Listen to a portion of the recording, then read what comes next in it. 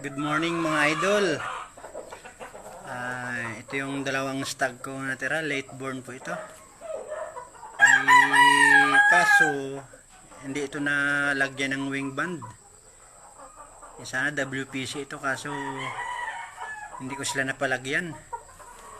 Kasi dalawa lang naman sila, sayang. Ito yung pungkan, sa 8 sila. Siya lang yung tandang.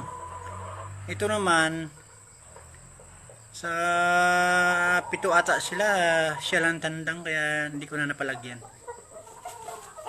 Yung nilagay ko ngayon ng wing band dito, yung pangalan ko, apelyido ko. Proud tayo kahit saan sila pumunta. Dala-dala nilang pangalan natin sa kanilang balikat. Manalo man sila matalo, proud tayo.